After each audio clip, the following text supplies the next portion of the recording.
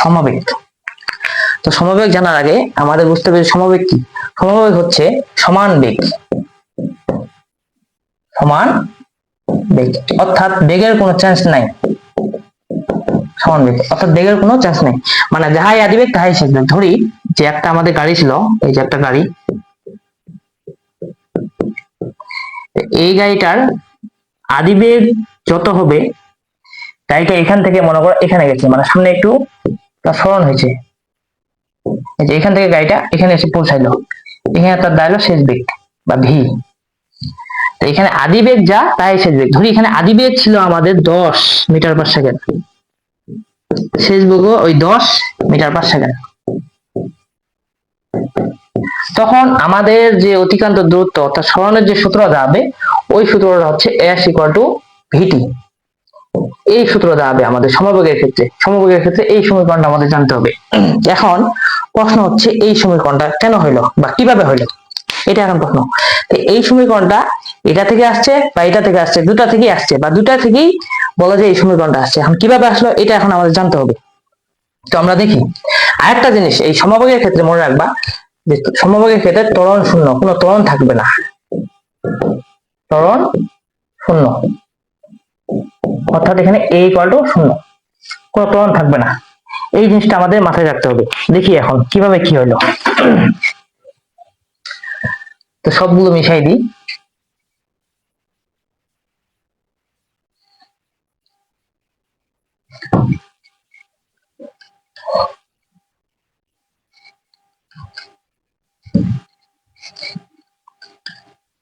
এখন আমরা যে এতক্ষণ ধরে যে সমীকরণগুলো প্রমাণ করলাম বা সমীকরণগুলো দেখলাম, এগুলো শুধু দেখে রাখি কি কি প্রমাণ করলাম।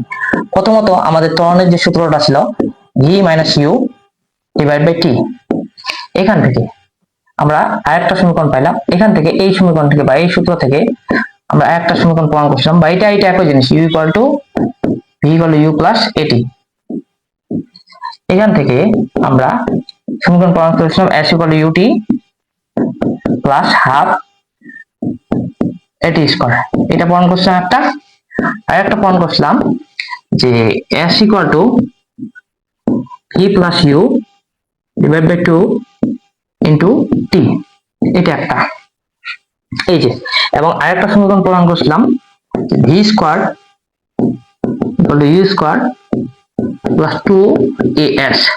এই যে সমীকরণগুলো, প্রমাণগুলো আমার কোনো দরকার নাই, তবে এই সমীকরণগুলো আমাদের মুখস্থ রাখতে হবে, যেগুলো আমাদের ম্যাথের বা ম্যাথ প্রয়োগের ক্ষেত্রে প্রচন্ড পরিমাণে কাজে লাগবে। তাহলে এই সমীকরণগুলো থেকে দেখি এখন আমাদের যে এই গতি অধ্যায়ের 5টা চলক ছিল s = s u v a t সুবাদ, এই 5টা চলকের মধ্যে এই সমীকরণগুলো যে কোন কোন চলকগুলো নাই, ওইটা এখন আমাদের জানতে হবে। তো দেখি যে আমাদের প্রথম যে সমীকরণ বা প্রথমটাতে দেখি যে এখানে আমাদের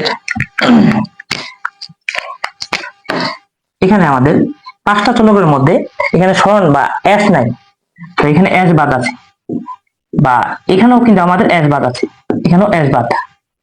যদিও এই সূত্র এবং এই সূত্র একই জিনিস, তাহলে আমরা কোনো ম্যাথের মধ্যে যদি দেখি যে আমাদের সরণ নিয়ে কোনো কাহিনী নেই, তাহলে আমরা চোখ বন্ধ করে এই সূত্র বা এই সূত্র বসাই দিতে পারবো।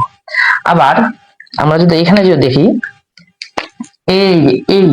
এই সমীকরণের মধ্যে আমাদের শেষ বেগ নাই, এই সমীকরণের মধ্যে আমাদের শেষ বেগ নাই বা ভি বাদ আছে এই সমীকরণের মধ্যে। আমরা কোনো ম্যাথের মধ্যে যদি দেখি যে শেষ বেগ নিয়ে কোনো কাহিনী নাই বা শেষ বেগের কোনো ডাটা দেওয়া নাই কোনো ম্যাথের মধ্যে, তাহলে আমরা এই সমীকরণটা বসাই দিয়ে ম্যাথ করে ফেলতে পারবো অনায়াসে। একই ভাবে আমরা যে এটা যে দেখি এই সমীকরণের মধ্যে আমাদের ত্বরণ নাই, এই সমীকরণের মধ্যে ত্বরণ নিয়ে কোনো কাহিনী নেই, 5টা চলকের মধ্যে শুধু 4টা চলক আছে, কিন্তু এ নাই এখানে এ, তাহলে এই সমীকরণের মধ্যে আমাদের এ বাদ। আমরা যদি কোনো ম্যাথের মধ্যে যদি দেখি বা কোনো ম্যাথের মধ্যে ডাটার মধ্যে যদি এ বা ত্বরণ নিয়ে কোনো কাহিনী যদি না থাকে, তাহলে আমরা অনায়াসে এই সূত্র প্রয়োগ করে দিতে পারবো এবং এই সূত্র দিয়ে আমরা ম্যাথটা করে ফেলতে পারবো। অপর পাশে আমরা যদি আরেকটা সমীকরণ নিচে এটা যদি দেখি, এটার মধ্যে আমাদের সময় নেই, সময় নিয়ে এখানে কোনো কাহিনী নেই। তা আমরা কোনো ম্যাথের মধ্যে যদি সময় না থাকে বা সময় কোনো ডাটা যদি উল্লেখ করা না থাকে, তাহলে আমরা এই সূত্র প্রয়োগ করে দিতে পারবো।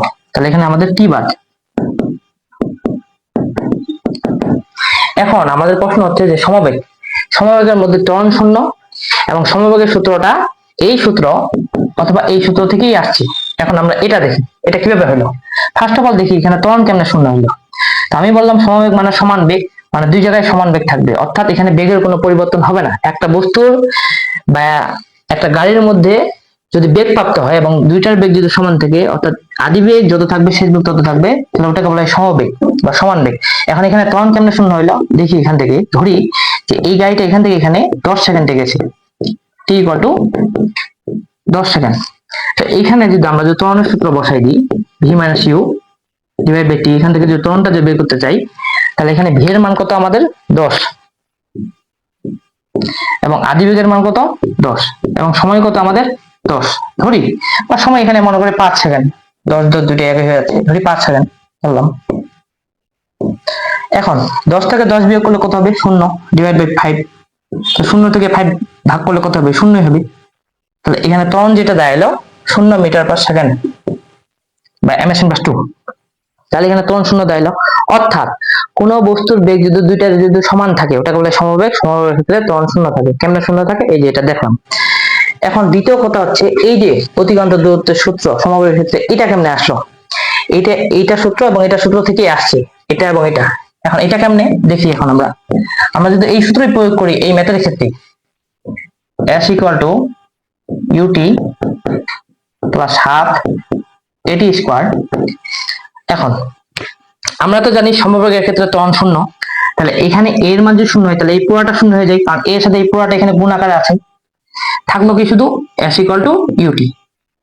এখন s equal two ut, u এবং t, এখানে সময় বলতে 5, t বলতে 5। এখন u মানে কি 10, v মানেও কি 10, অর্থাৎ যাই আসবে তাই শেষ বেগ। এখানে v এর মান যা, u এর মান যা, অর্থাৎ আমি এখানে যদি u এর মান 5 বসাই, 10 বসাই এবং সময় যদি 5 বসাই, তাহলে এখানে যে মানটা আসবে, বা অর্থাৎ আমি এটা এইভাবে করি s ইকুয়াল টু vt, এখানে যদি v এর মান যেটা বসাবো এবং সময় যেটা বসাবো, এর ফলাফল যা আসবে এর ফলাফলও তাই আসবে। অর্থাৎ এই জিনিসটা এই সমীকরণ থেকেই আসছে। আবার একই ভাবে যদি আমি এটা দিয়ে বসাই, এটা এই যে সমবেগের সূত্র, এটাও হবে।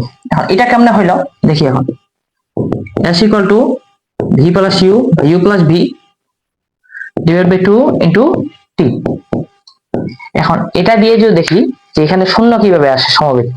সমবেগ শূন্য বলতে এখানে সমবেগের এই সূত্র কিভাবে হয় দেখি। এখন আমরা এখানে v বলতে v এর মান 10,